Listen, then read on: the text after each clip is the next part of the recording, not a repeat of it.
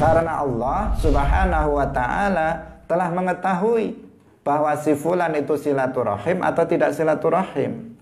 Bahkan perbuatan si fulan, apakah dia silaturahim atau tidak silaturahim, itu juga terjadi dengan takdir Allah, itu juga terjadi dengan ciptaan Allah. Maka Allah mengetahui apakah si fulan itu termasuk orang yang dicabut nyawanya dalam kecelakaan tersebut atau tidak. Allah itu sudah menentukannya. Hanya saja ketentuan Allah itu tidak disampaikan kepada para malaikat, sehingga malaikat harus menunggu mana yang harus dilaksanakan oleh mereka. Salatullah, salamullah ala al-hadi Rasulillah. Assalamualaikum warahmatullahi wabarakatuh. Alhamdulillahi rabbil alamin. Lahu ni'matu wa lahul fadlu wa lahul thana'ul hasan. Wassalawatullahil barrir rahim wal malaikatil muqarrabin ala sayyidina wa maulana Muhammadin wa ala alihi wa ashabihi tayyibin tahirin. Allahumma la sahla illa ma ja'altahu sahla wa anta taj'alul hazna idha syi'ta sahla. Allahumma arzuqna al-ikhlasa fi niyyati wal qawli wal amal wa ba'du. وجدد التوبة للأوزار لا تيأسا من رحمة الغفار وكن على آلائه شكورا وكن على بلائه صبورا وكل أمر بالقضاء والقدر وكل مقدور فما عنه مفر فكن لها مسلما كي تسلم واتبع سبيل الناس كنا العلماء وخلص القلب من الأغيار بالجد والقيام في الأسحار والفكر والذكر على الدوام مجتنبا لسائر الآثام مراقبا لله في الأحوال لترتقي معالم الكمال وقل بذل الرب لا تقطعني عنك بقاطع ولا تحرمني من سرك الأبهى المزيل للعمى واختم بخير يا رحيم الرحماء والحمد لله على التمام وأفضل الصلاة والسلام على النبي الهاشمي الخاتم وآله وصحبه الأكارم على النبي الهاشمي الخاتم وآله وصحبه الأكارم. Hadirin hadirat kaum muslimin muslimat, pemirsa Madu TV rahimakumullah. Alhamdulillah, puji syukur marilah kita sampaikan kepada Allah Subhanahu wa ta'ala Di pagi hari ini Allah Subhanahu wa taala kembali mengumpulkan kita dalam majelis yang sangat mulia, yaitu majelis Ilmiddin, dalam pengajian kitab Al-Kharidatul Bahiyah. Semoga Allah Subhanahu wa taala menetapkan taufiknya kepada kita semuanya sehingga kita bisa istiqamah dalam amal-amal ketaatan, khususnya dalam talabul ilmi. Amin ya rabbal alamin. Salawat dan salam semoga tetap terlimpahkan kepada Nabi Agung, makhluk yang paling mulia, yaitu Nabi Muhammad sallallahu alaihi wasallam, para sahabatnya, keluarganya, serta seluruh umat Islam yang mengikuti beliau ila yaumil qiyamah. Hadirin hadirat rahimakumullah, mari kita ikhlaskan niat kita mengawali pengajian pagi hari ini lillahi ta'ala. Kita sampai pada perkataan muallif, wa kullu amrin bil qada'i wal qadar wa kullu maqdurin fama anhu mafar fakun lahu musalliman kai taslama watba' sabilan nasikin al ulama. Wa kullu amrin bil qada'i wal qadar, wa kullu amrin lan utawi saben-saben perkara iku bil qada'i kelawan qada'i Allah, wal qadari lan kelawan qadare Allah. Wa kullu maqdurin lan utawi saben-saben perkara kang den takdiraken fama anhu mongko ora ana iku saking kullu maqdur mafarron utawi panggonan melayu. Fakun mongko dadi sira lahu maring takdire Allah, lahu maring takdire Allah iku musalliman wong kang pasrah, wong kang pasrah. Kaita selama supaya selamat sapa sira, watba' lan manuta sapa sira sabilan nasikina ing dalane pira-pira wong kang ahli ibadah, al ulama tur kang ahli ilmu, ahli ibadah tur ahli ilmu. Hadirin hadirat rahimakumullah, muallif Syekh Ahmad Ad-Dardir mengatakan, dan setiap sesuatu itu terjadi dengan qada dan qadar, dan setiap yang ditakdirkan maka tidak ada jalan untuk kita lari darinya. Maka jadilah kamu orang yang pasrah terhadap takdir Allah tersebut agar kamu selamat. Dan ikutilah jalan orang-orang yang beribadah, yang ulama, yang mereka adalah ulama. Hadirin hadirat rahimakumullah, dalam nazam ini, dua nazam ini berisi tentang permasalahan akidah, juga berkaitan dengan permasalahan tasawuf. Seperti yang sudah kita sampaikan, bahwa di akhir kitab ini al-muallif rahimahullahu ta'ala, beliau menjelaskan tentang permasalahan-permasalahan tasawuf. Tetapi pada nazam kali ini bukan hanya berkaitan dengan permasalahan tasawuf, tetapi juga berkaitan dengan masalah keimanan atau berkaitan dengan masalah akidah.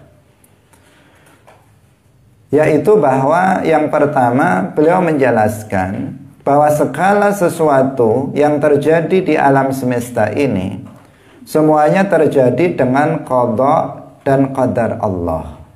Segala sesuatu yang terjadi di alam semesta ini semuanya terjadi dengan qada dan qadar Allah. Dan ini adalah berkaitan dengan apa? Berkaitan dengan keimanan, berkaitan dengan permasalahan akidah, di mana disebutkan bahwa rukun iman, a'zamu umuril iman, bahwa permasalahan keimanan yang paling agung itu adalah ada 6, di antaranya yang terakhir adalah wa tu'mina bil qadari khairihi wa syarrihi, yaitu apabila kamu beriman kepada qadar, baik itu baiknya qadar, artinya sesuatu yang ditakdirkan itu berupa kebaikan, maupun yang ditakdirkan itu berupa keburukan. Maka kita wajib untuk mengimani bahwa segala sesuatu itu terjadi dengan qadar Allah Subhanahu wa ta'ala. Hadirin hadirat rahimakumullah, meyakini bahwa segala sesuatu yang terjadi di alam semesta ini itu terjadi dengan takdir, dengan qada Allah, itu adalah salah satu dari dua makna iman kepada qadar. Karena iman kepada qadar artinya yang pertama adalah yang tadi kita sebutkan, yaitu membenarkan bahwa segala sesuatu yang terjadi di alam semesta ini itu terjadi dengan takdir Allah Subhanahu wa ta'ala. Itulah makna iman terhadap qadar yang pertama.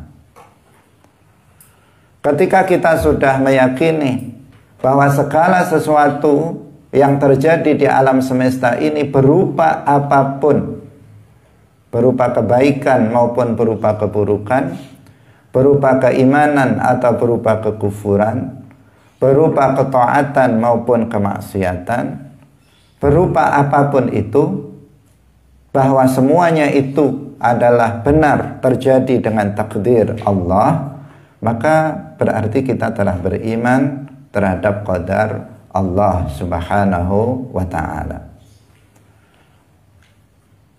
Terjadi dengan qada dan qadar. Apa artinya qada? Qada artinya ciptaan Allah, al-khalqu.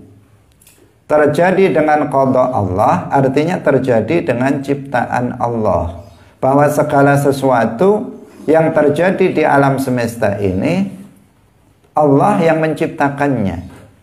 Allah yang menciptakannya. Berupa apapun itu yang terjadi, maka itu semuanya terjadi dengan qada Allah, artinya terjadi dengan ciptaan Allah. Terjadi dengan qadar Allah artinya terjadi dengan pengaturan dari Allah Subhanahu wa ta'ala. Itu artinya qadar.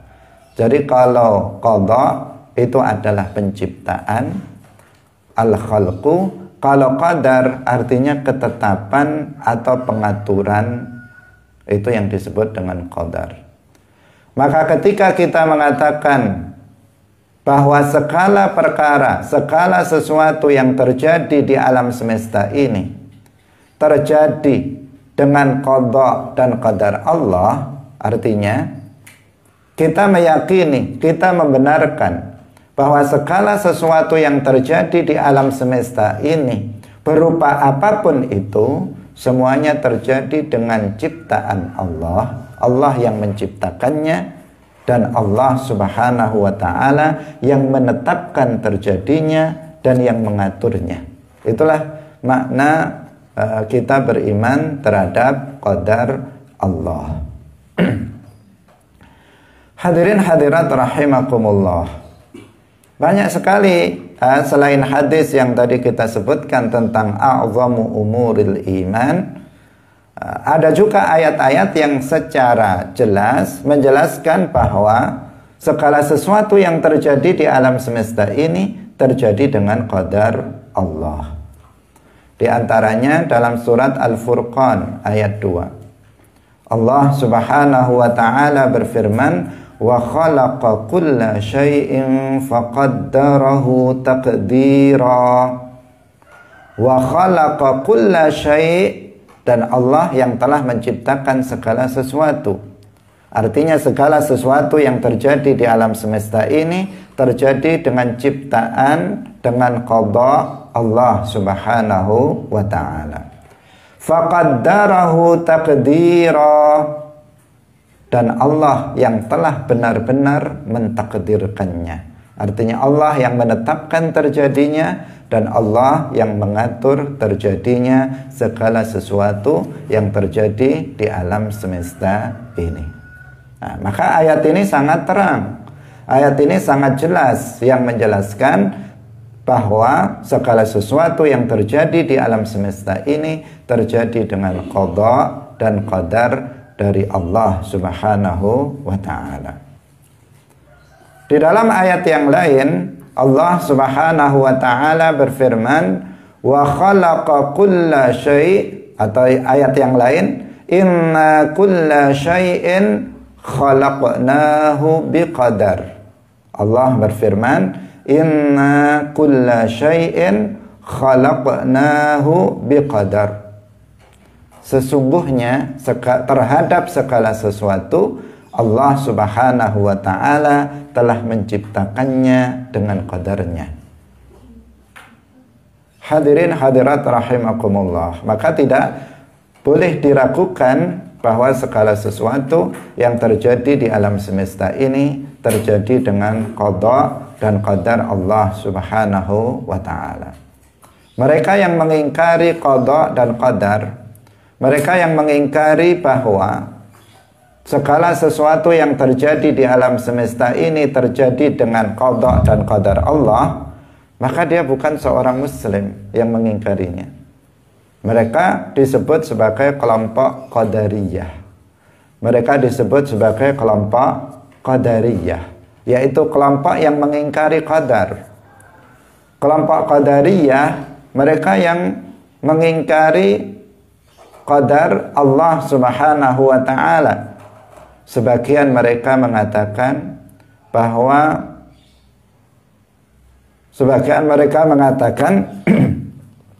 bahwa perbuatan manusia itu terjadi bukan dengan qada Allah, tidak terjadi dengan ciptaan Allah.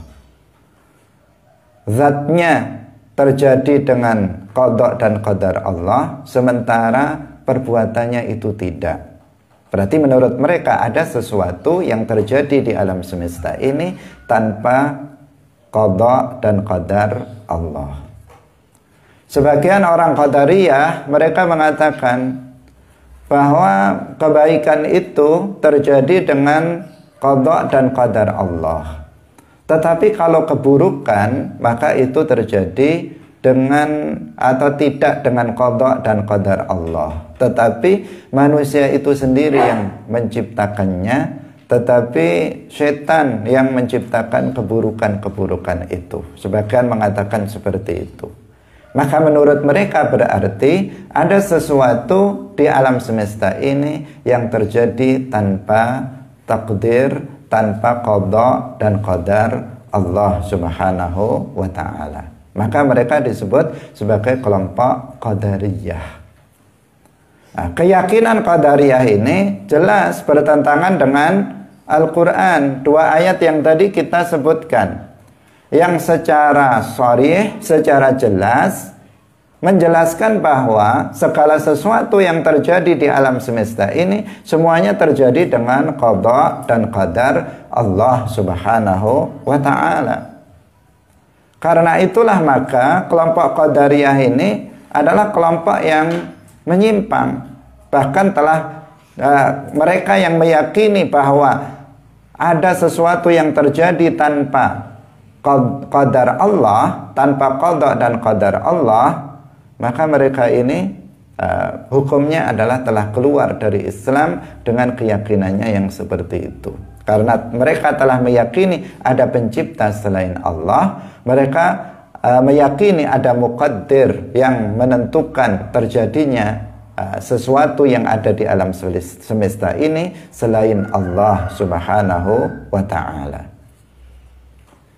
Sehingga di dalam sebuah hadis Rasulullah Shallallahu Alaihi Wasallam beliau bersabda, "Sinfani min ummati laisa lahuma nasibun fil Islam." Ada dua kelompok dari umatku, dari umat dakwah beliau, yang tidak memiliki bagian dari Islam. Artinya mereka bukan muslim, karena laisa lahuma nasibun fil Islam. Mereka tidak dihukumi sebagai seorang muslim. Siapa kedua kelompok itu? Al-Qadariyah wal Murji'ah. Yang pertama adalah kelompok Murji'ah, yang kedua adalah yang pertama kelompok Qadariyah, dan yang kedua adalah kelompok Murji'ah. Kelompok Qadariyah, mereka yang mengingkari qadar. Alladzina yaquluna la qadar, mereka yang mengatakan tidak ada qadar, bahwa ada sesuatu di alam semesta ini yang terjadi tanpa qadar Allah. Mereka yang disebut Qadariyah. Dan juga kelompok Murji'ah. Kelompok Murji'ah itu adalah kelompok yang mereka mengatakan bahwa tidak mengapa seseorang itu berbuat kemaksiatan selama ada iman di dalam hatinya. Jadi selama seseorang itu beriman, maka dia nggak mengapa kalau dia berbuat maksiat apapun. Nah, itu namanya kelompok Murji'ah. Nah, kedua kelompok ini dikatakan oleh Rasulullah Shallallahu Alaihi Wasallam sebagai dua kelompok yang tidak memiliki bagian dari Islam. Artinya mereka bukan bagian dari umat Islam. Hadirin hadirat yang dirahmati oleh Allah Subhanahu wa ta'ala. Nah, karena itulah maka kita harus mewaspadai ajaran Qadariyah ini. Apakah masih ada kelompok yang mengajarkan ajaran Qadariyah? Jawabannya masih ada, yaitu kelompok Hizbut Tahrir. Meskipun kelompok ini sudah dibubarkan, tetapi pemahaman dan keyakinannya, akidahnya masih tetap disebarluaskan oleh mereka. Secara organisasi memang nggak ada lagi, tetapi para dai-dainya, tetapi para pengikutnya, mereka tetap menyebarkan ajaran-ajaran mereka, yang diantara ajaran menyimpang yang mereka bawa adalah ajaran Qadariyah. Mereka meyakini bahwa perbuatan manusia yang ikhtiariyah, yang terjadi dengan kehendak Allah, itu bukan, atau itu tidak terjadi dengan qada Allah.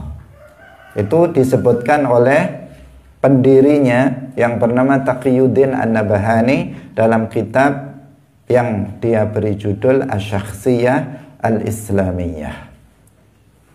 Hadirin hadirat rahimakumullah.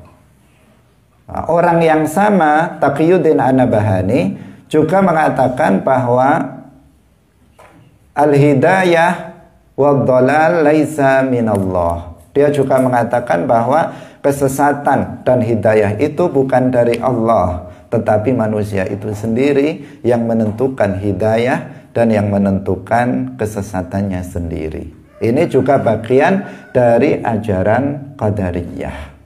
Maka kita harus mewaspadai terhadap kelompok Hizbut Tahrir yang membawa paham Qadariyah ini. Hadirin hadirat yang dirahmati oleh Allah Subhanahu wa ta'ala.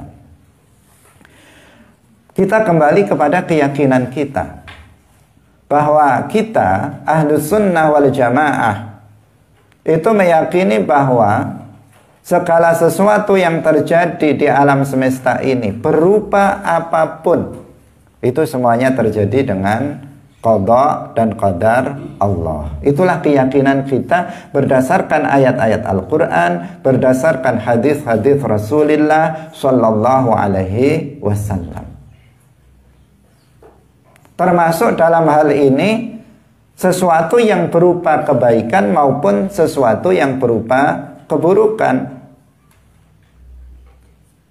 Kedua-duanya sama-sama merupakan atau sama-sama terjadi dengan qada dan qadar Allah Subhanahu wa ta'ala.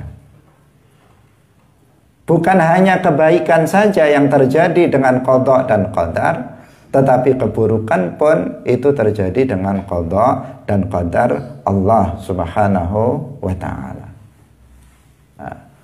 Lalu apa perbedaan antara kebaikan dan keburukan? Bahwa keduanya itu sama-sama Allah yang menciptakannya, bahwa keduanya itu sama-sama Allah yang mentakdirkannya, maka itu benar. Tetapi apa perbedaan antara kebaikan dan keburukan? Nah, perbedaannya bahwa kebaikan itu terjadi dengan perintah Allah, dengan ridha Allah, dengan cinta Allah. Artinya Allah mencintainya, Allah meridhoinya, Allah itu memerintahkan kebaikan. Sedangkan keburukan seperti kekufuran, seperti kemaksiatan, maka Allah Subhanahu wa ta'ala itu tidak ridho terhadapnya, tidak mencintainya, dan tidak memerintahkannya. Itu perbedaan di antara kebaikan dan keburukannya. Persamaannya apa? Kedua-duanya sama-sama terjadi dengan ciptaan, dengan qada dan qadar Allah. Tetapi perbedaannya, kalau kebaikan itu terjadi dengan cinta, ridha, dan perintah Allah, sementara keburukan itu terjadi tidak dengan ridha, cinta, dan perintah Allah Subhanahu wa ta'ala. Itu perbedaan di antara keduanya. Maka berarti kita tidak boleh melakukan perbuatan yang buruk. Tidak boleh kita melakukan kekufuran atau kemaksiatan, karena meskipun perbuatan itu terjadi dengan takdir Allah, terjadi dengan qada dan qadar Allah, tetapi Allah tidak mencintainya, tetapi Allah tidak meridhoinya, tetapi Allah tidak memerintahkan perbuatan yang kufur, kemaksiatan atau kemaksiatan tersebut. Hadirin hadirat yang dirahmati oleh Allah Subhanahu wa ta'ala.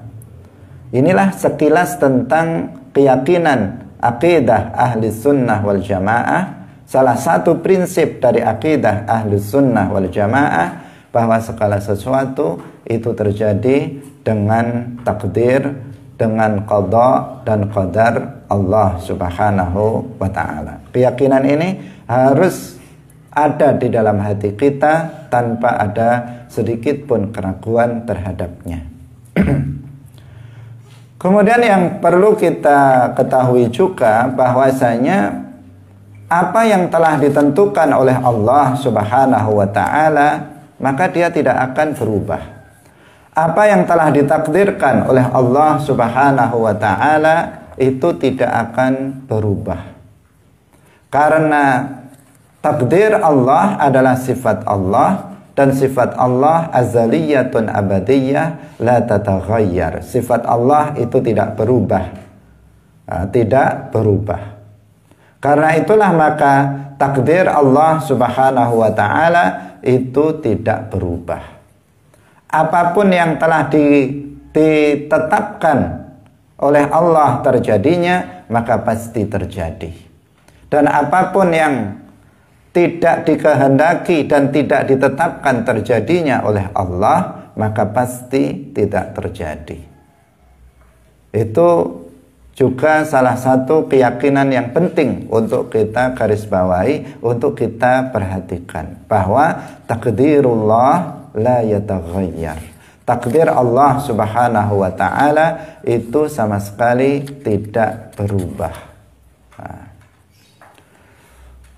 Semua yang ditakdirkan oleh Allah untuk kita, maka pasti terjadi. Tanpa bisa kita untuk menghindarinya, tanpa bisa kita untuk lari darinya. Sebagaimana yang dijelaskan oleh muallif dalam kitab ini, beliau mengatakan wa kullu maqdurin fama anhu mafar. setiap sesuatu yang telah ditakdirkan oleh Allah Subhanahu wa taala, maka itu tidak berubah dan tidak ada jalan bagi kita untuk bisa melarikan diri dari takdir Allah Subhanahu wa taala. Gak bisa kita lari dari takdir kita. Semua takdir yang ditetapkan untuk kita semuanya telah ditulis di Al-Lauhil Mahfuz. Allah Subhanahu wa taala memerintahkan kepada Al-Qalamul A'la untuk memerintahkan takdir kita di Lauhil Mahfuz. Dan apa yang telah tertulis di Lauhil Mahfuz maka pasti terjadi tanpa kita bisa menghindarinya. Sama sekali kita nggak akan bisa menghindarinya. Berupa takdir apapun, berupa sakit, berupa kematian, berupa kebaikan, berupa keburukan, jika itu telah ditakdirkan maka itu terjadi. Nggak bisa kita untuk melepaskan diri darinya. Pagi hari ini kita ditakdirkan untuk bisa berkumpul dalam sebuah majelis yang sangat mulia, majelis ilmiddin. Kita bisa mudzakarah, murajaah dalam ilmu agama. Itu adalah takdir Allah dan kita tidak bisa menghindari terjadinya. Kita tidak bisa menghindari terjadinya, maka terjadilah apa yang terjadi sekarang ini. Demikian juga ada hal-hal yang buruk terkadang terjadi pada kita. Kita sakit, kita bersedih, kita ada di antara keluarga kita yang misalnya sakit, meninggal dunia dan sebagainya. Itu adalah sesuatu yang terjadi juga pada diri kita, yang itu juga merupakan takdir dari Allah Subhanahu wa taala. Dan apa yang telah ditakdirkan oleh Allah Subhanahu wa taala maka itu tidak bisa berubah. Nggak bisa kita akan menghindarinya, itu tidak bisa. Tidak bisa. Nggak ada seseorang yang bisa menghindari takdir Allah Subhanahu wa taala, baik itu berupa hal-hal yang menyenangkan maupun berupa hal-hal yang menyedihkan. Baik itu berupa musibah maupun berupa nikmah, maka kita tidak akan bisa menghindari sesuatu yang telah ditetapkan oleh Allah Subhanahu wa taala. Hadirin hadirat yang dirahmati oleh Allah Subhanahu wa taala. Tetapi perlu kita ketahui bahwa qada atau qadar Allah itu ada dua macam. Qada atau qadar Allah itu ada dua macam. Yang pertama adalah al-qada al-mubram atau al-qadar al-mubram atau takdir mubram. Dan yang kedua itu adalah qada mu'allaq atau qadar mu'allaq atau takdir mu'allaq. Apa perbedaan di antara keduanya? Kita harus memahaminya agar kita tidak kemudian memahaminya secara keliru. Karena ada sebagian orang, dan tertulis dalam banyak buku disebutkan, mengatakan bahwa katanya qadar mubram itu adalah qadar yang tidak bisa berubah, sementara qadar mu'allaq itu qadar yang masih bisa berubah. Perbedaan yang seperti ini adalah perbedaan yang kurang tepat, yang tidak tepat. Kenapa? Karena qadar Allah Subhanahu wa taala itu tidak berubah. Dan adanya qadar mu'allaq itu tidak menunjukkan bahwa ada sebagian qadar Allah yang bisa untuk berubah. Hadirin hadirat rahimakumullah. Jadi apa perbedaan di antara keduanya? Qadar mubram atau qada mubram adalah qadar atau ketentuan Allah Subhanahu wa taala yang di dalam catatan para malaikat itu hanya tertulis satu opsi saja, yang tidak ada jalan lain kecuali itulah yang terjadi, yaitu yang tertulis di catatan malaikat tersebut. Yang mana catatan malaikat ini dinukil atau diambil, dikutip oleh para malaikat dari Al-Lauhil Mahfuz. Jadi setiap tahun pada Lailatul Qadar, para malaikat naik ke atas langit ketujuh. Di atas langit ketujuh ada makhluk namanya Al-Lauhul Mahfuz. Di mana di sana tadi kita katakan segala takdir manusia itu telah tercatat di sana, telah tertulis di sana. Semuanya. Ila yaumil qiyamah, apa yang akan terjadi itu semuanya sudah tertulis di Lauhil Mahfuz itu. Maka setiap Lailatul Qadar pada setiap tahun, para malaikat yang ditugaskan oleh Allah Subhanahu wa taala mengatur sebagian alam semesta ini naik ke atas Lauhil Mahfuz. Kemudian mengutip atau menukil apa yang tertulis di Lauhil Mahfuz, yaitu khusus yang akan terjadi dalam 1 tahun mendatang. Ditulis. Kalau malaikat itu adalah malaikat Azrail, maka dia menulis siapa saja yang dicabut nyawanya, bagaimana cara mencabutnya. Nah, semuanya secara detail sudah tertulis di Lauhil Mahfuz. Kalau dia malaikatnya adalah malaikat siapa? Misalnya malaikat Mikail, maka dia melihat siapa saja yang akan mendapatkan rezeki, berapa banyak, berapa sedikit, berupa apa, dia yang mencatatnya. Dan begitu seterusnya sesuai dengan tugas-tugas dari para malaikat tersebut. Nah, di antara yang ditulis oleh malaikat dalam catatannya itu ada yang mubram, ada juga yang mu'allaq. Sebagaimana itu telah tertulis di Al-Lauhil Mahfuz. Yang mubram itu yang tertulis hanya satu opsi, bahwa misalnya si fulan itu syaqiyun, si fulan itu sa'idun, si fulan mati dalam keadaan mukmin, si fulan mati dalam keadaan kafir. Maka di situ tidak ada pilihan, tidak ada opsi lain selain itu. Maka itu yang disebut dengan qadar mubram atau qada mubram atau takdir yang mubram. Pasti yang tertulis itu yang terjadi karena memang dia tertulis satu-satunya. Nggak ada pilihan yang lain yang tertulis dalam catatan malaikat tersebut. Kemudian yang kedua adalah takdir mu'allaq, tertulis juga dalam catatan malaikat yang dikutip, yang dinukil dari Al-Lauhil Mahfuz. Di sana tertulis dua opsi. Dikatakan mu'allaq, digantungkan, terjadinya sesuatu itu digantungkan kepada perbuatan yang dilakukan oleh manusia. Tertulis dalam catatan malaikat apabila, kalau dalam bahasa kita, apabila si fulan itu tidak silaturahim, maka dia mati tahun ini dalam kecelakaan tertentu misalnya, tertulis.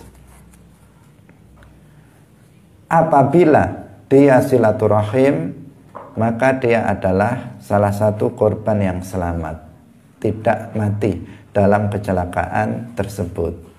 Nah, di sini tulisannya misalnya, ini untuk takrib, untuk pendekatan agar kita faham.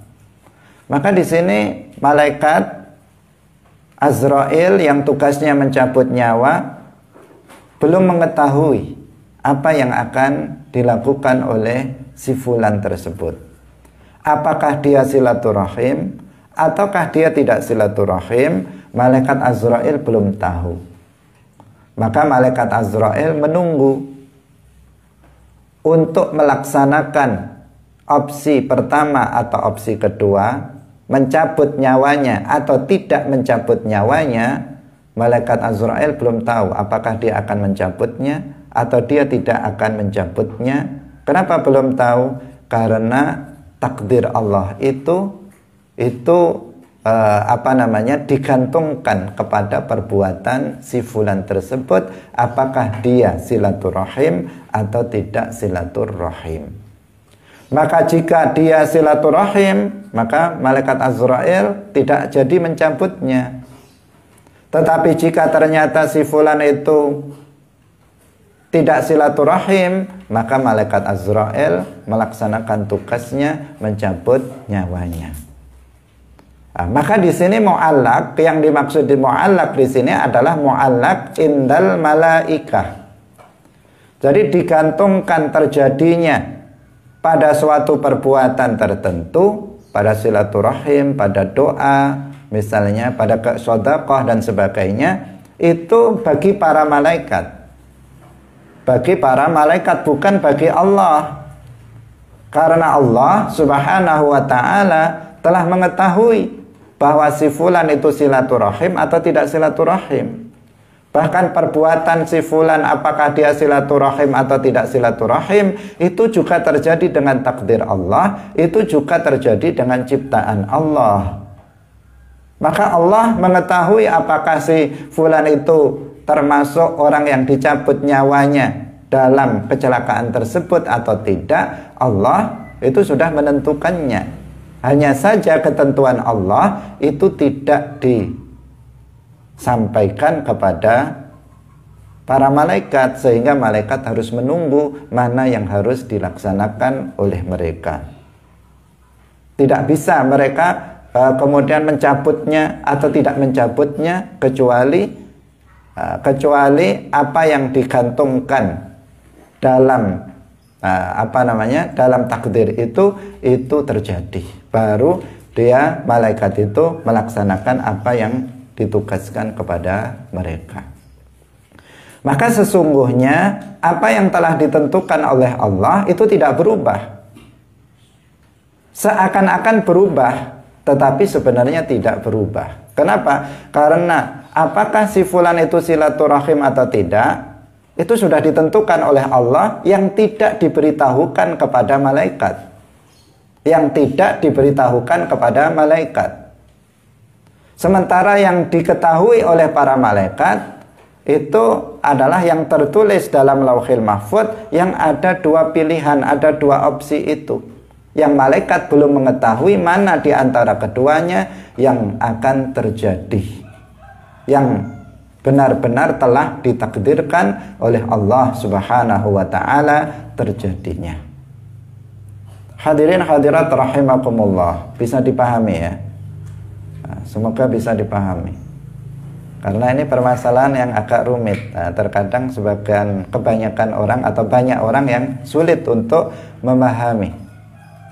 Kata dasarnya atau prinsip dasarnya yang harus kita pahami dalam masalah ini adalah bahwa takdirullah la yataghayyar. Bahwa takdir Allah Subhanahu wa ta'ala itu tidak bisa berubah. Tidak bisa berubah dengan doa, tidak bisa berubah dengan sedekah, tidak bisa berubah dengan silaturahim, tidak bisa berubah dengan amalan-amalan kebaikan lainnya. Itu prinsip dasar akidah ahli sunnah wal jamaah. Maka jika disebutkan dalam hadis-hadis bahwa silaturahim bisa memperpanjang umur, bahwa sedekah bisa menolak bala, maka itu maknanya adalah, atau bahwa itu adalah tentang takdir mu'allaq.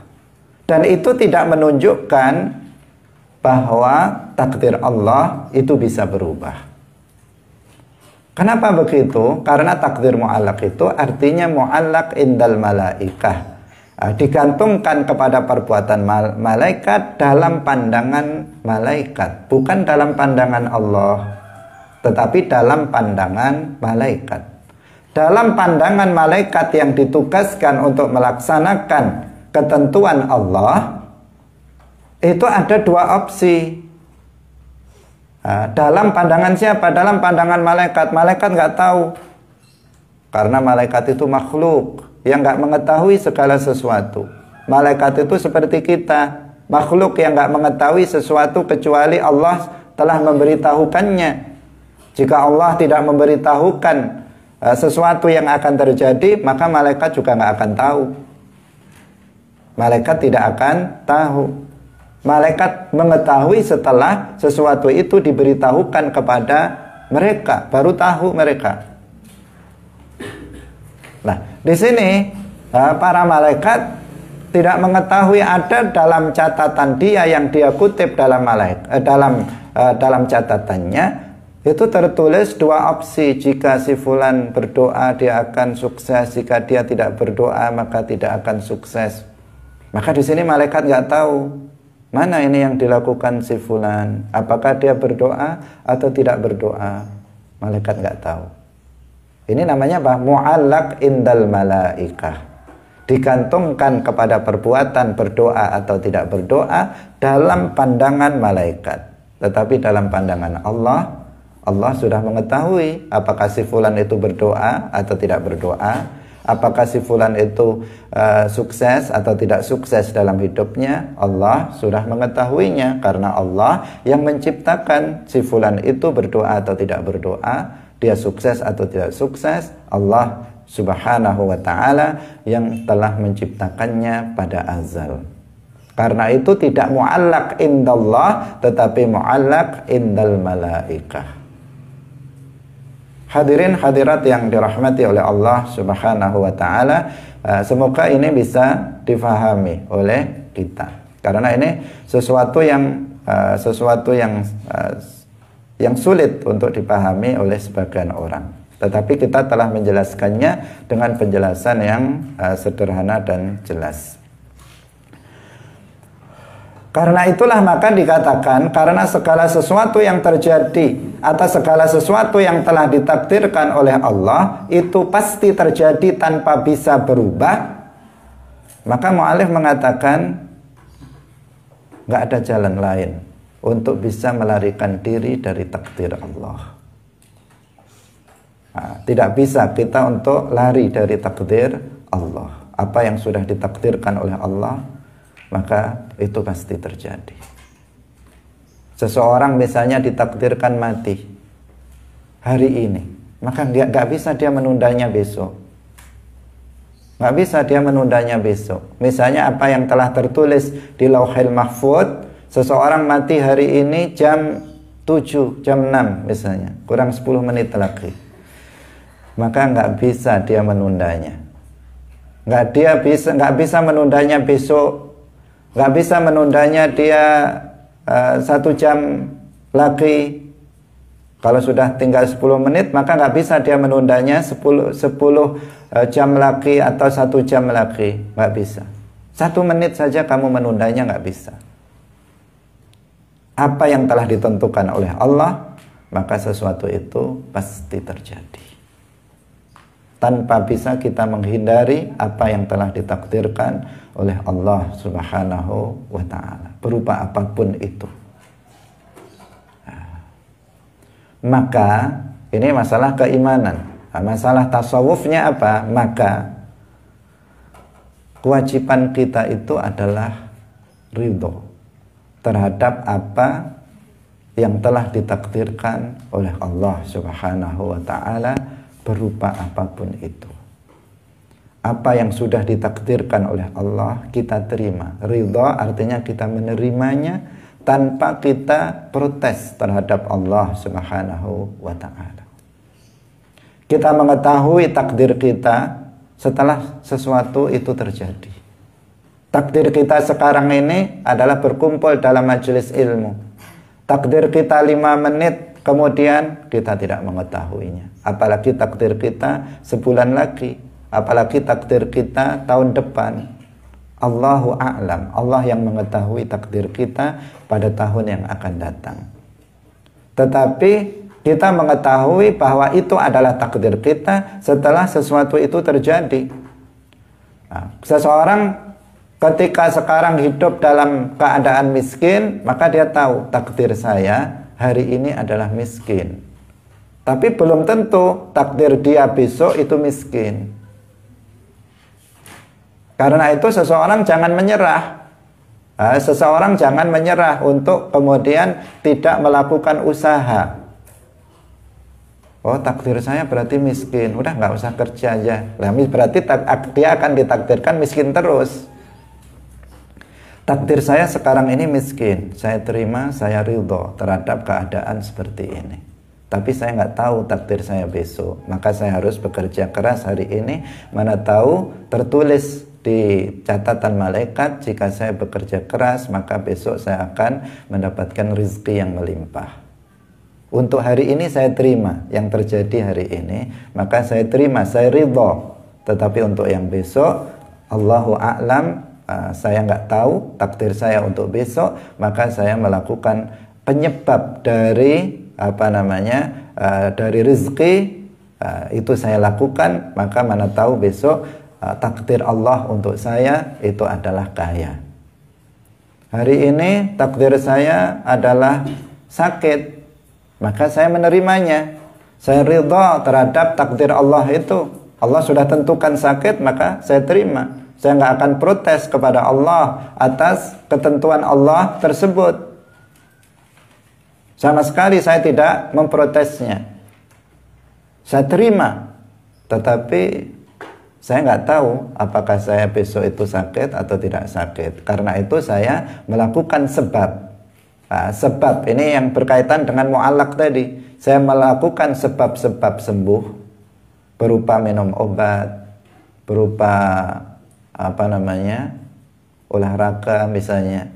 Mana tahu besok dengan sebab itu saya masuk dalam bahwa takdir saya besok itu adalah sehat. Begitu seterusnya. Itu jadi kita tahu itu takdir kita setelah sesuatu itu terjadi. Maka jangan seseorang itu kemudian berkesimpulan bahwa takdir saya adalah miskin, maka kemudian dia tidak bekerja. Takdir saya adalah bodoh, memang saya orangnya bodoh begini, menghafal juga nggak bisa, belajar nggak paham-paham, ya udah nggak usah belajar sekalian. Nah, itu namanya apa? Dia tidak tahu bahwa takdir itu ada takdir yang mu'allaq, yang tertulis dalam catatan malaikat. Jika si fulan belajar dengan giat, maka dia akan berhasil. Jika tidak, maka dia tidak berhasil. Iya, takdir kita hari ini seperti itu, kita ridho terhadapnya. Artinya kita menerimanya tanpa protes kepada Allah. Tetapi untuk besok kita belum mengetahui takdir untuk kita, maka kita melakukan hal-hal yang menjadi sebab dari apa yang kita inginkan.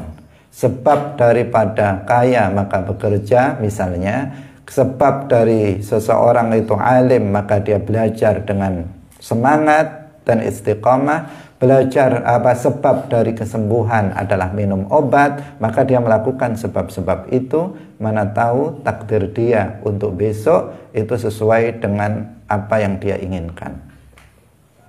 Tetapi jika ternyata besok tetap sama seperti hari ini takdir kita, maka kewajiban kita adalah menerima apa yang telah ditakdirkan oleh Allah Subhanahu wa ta'ala. Tanpa kita protes, dan itu adalah makna kedua dari iman terhadap qadar. Makna yang kedua dari iman terhadap qadar adalah ridha. Rela itu artinya tidak protes terhadap apa yang telah ditentukan oleh Allah Subhanahu wa ta'ala untuk kita. Baik itu berupa hal-hal yang menyenangkan maupun berupa hal-hal yang menyedihkan. Maka kita menerimanya tanpa ada protes terhadap Allah Subhanahu wa ta'ala. Itu juga salah satu dari dua makna dari makna iman terhadap qadar. Yang pertama tadi apa? Kita membenarkan bahwa segala sesuatu yang terjadi di alam semesta ini berupa apapun semuanya terjadi dengan qada dan qadar Allah. Itulah iman terhadap qadar yang pertama. Yang kedua, iman terhadap qadar juga berarti bahwa kita ridha, rela, tidak protes terhadap apa yang telah ditakdirkan oleh Allah untuk kita. Baik yang ditakdirkan itu berupa kebaikan maupun berupa keburukan, berupa musibah, berupa nikmat, semuanya kita menerimanya tanpa ada protes sedikit pun kepada Allah Subhanahu wa ta'ala. Protes terhadap takdir Allah, protes terhadap Allah atas apa yang telah ditakdirkannya untuk kita adalah bagian dari kekufuran. Tidak boleh seseorang kemudian protes terhadap apa yang telah Allah tentukan untuk dirinya. Seseorang misalnya dia selalu hidup dalam keadaan sakit, maka dia harus ridha terhadap takdir Allah tersebut. Nggak boleh dia protes kepada Allah. Dan protes terhadap Allah itu sangat membahayakan, karena itu bisa merusak akidah dan seseorang bisa jatuh kepada kekufuran dengan sebab protesnya kepada Allah Subhanahu wa ta'ala. Hadirin hadirat rahimakumullah, waktu sudah habis. Mungkin permasalahan ini perlu kita perdalam lagi besok dalam waktu yang sama insyaallah. Barakallahu fikum wallahul muwaffiq ila aqwamit thariq. Wassalamualaikum warahmatullahi wabarakatuh. Salamullah ala al-hadi Rasulillah.